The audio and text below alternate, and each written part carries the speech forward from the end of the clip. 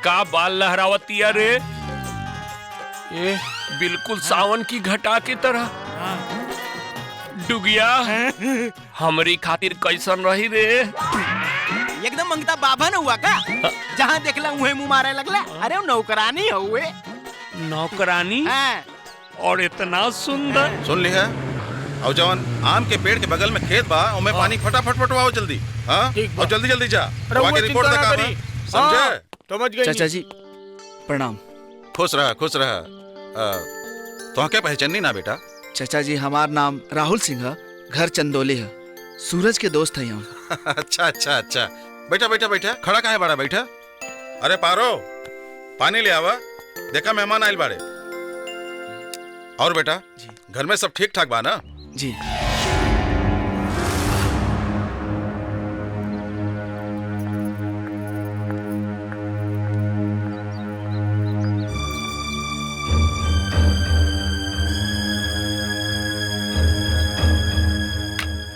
ला बेटा पानी पिया।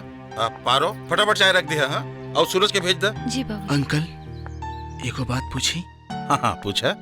इजे लड़की पानी लेके आई रहे, वो यहाँ कैसे? का तू ये लड़की के पहचाने ला?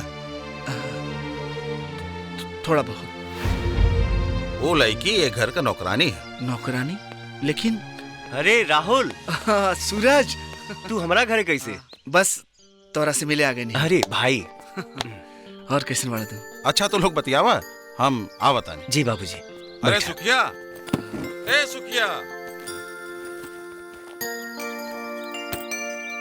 यार वो पारुल, हम सब समझता नहीं कि तू का कहे के चाहता रहा। ये सब तोहरे कारण भइल बा। हमरे कारण?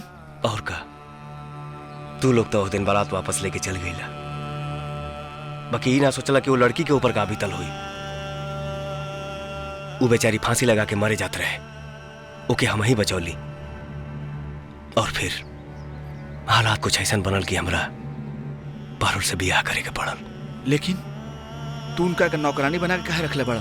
अरे यार, पारुल हमार मेहरारू हिया, एह बात के माई और भैया खाली जानत तारे, बाबूजी के कुछ नहीं के पता। अगर वो जान जी हैं तो हमके फांसी पर लटका दी हैं।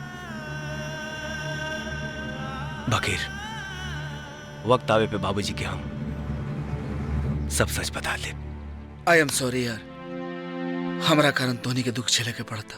वो दिन ये सब जानला के बावजूद कि जौन हो रहा बा सब गलत हो रहा बा, हम बाबूजी के विरोध ना कर पानी, और एकर सजा तोहरा और पारुल के भुगते के पड़ता।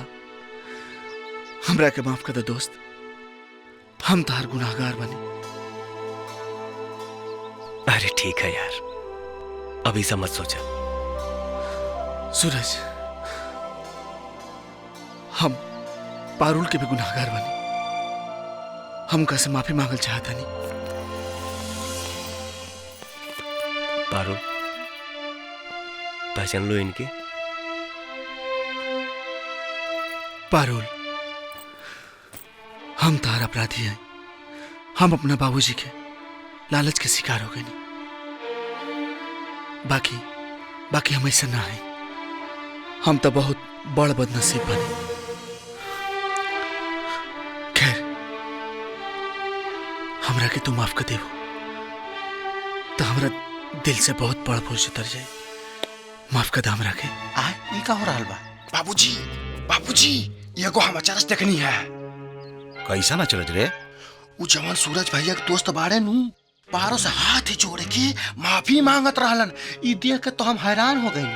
अच्छा हाँ, वो माफी काहे मांगत रहे? अब हमरा के का पता। सूरज तनी है ने आवा। जी बाबूजी। अच्छा राहुल, आराम से जी। ठीक बा।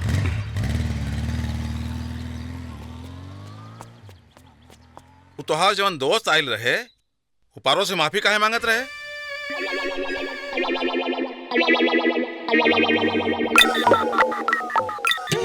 अरे बाबूजी, राहुल के बारे में मत पूछी, वो पैसा रुपया के मामला में बड़ी कंजूस है।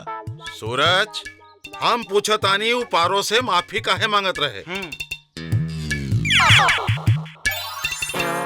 3 महीना के तनख्वाह नहीं खेदले पारो के। तनख्वाह? हाँ बाबूजी, हॉस्टल में 3 महीना तक सर सफाई करो ले बा पारो से, घर के काम करो ले बा 3 महीना तक। अब बिना पैसा देले घरे भाग गइल। अब अचानक पारो सामने आ गइली है तो दांत चियार के माफी मांगे लगल है। हाँ हाँ, तबे हम सोचनी पारो के देख के उसक पका काहे गइल है। ठीक बा बेटा, ऐसन लोग से दोस्ती ना रखे के चाहिए। जी बाबूजी। चलो ठीक बा। का भैया? कितना अच्छा हवा ना तू। हाँ भैया। घर के काम काज आजकल कितना अच्छा से संभालता रहा, हर चीज पे नजर रखा तू। हिला पहले मुंह मीठा कर, पानी पीला।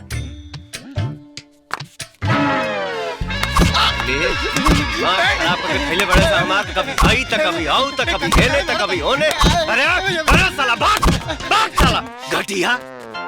ये मतलब के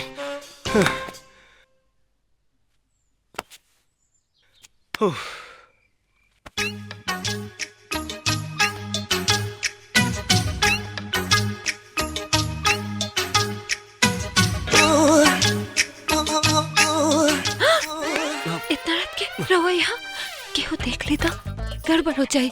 अच्छा सुना ना, हमरो माने है कभी कभी खराब हो जाता, बर्दाश्त नहीं किया का करी, आदमी है सरकार। बाबूजी बताई ना बाबूजी बताई ना। हाँ भाई। बाबूजी ये आवाज कैसे रहल पारो? ओ बिलार रहल। बिलार? ठीक बा, थोड़ा पानी दे। ली बाबूजी। चिंता जिन करा, आराम से सुत जा। हाँ? बच गई नहीं भगवान। ते यहाँ कहाँ रे? अरे भैया यही जा का करता नहीं। अरे साली हई गैस लीक करो तलहा, यही से एकरा के बनावे आइल बनी। हाँ तनी रात के। अच्छा एक काम करो बाबू। हाँ भैया। तुम्हारे नींद में चले की बीमारी है ना? हाँ भैया बहुत। हई औषधि जौन बा ना, हाँ एक ही गर्म पानी में डाल के अपन पछाड़ सेक लिया, ठीक हो जाएगी। ला जा सुता, जा जा बेटा। ओह नाथ कुछ बाकी नहीं। जा तनी करम जब लिखा हो लेना।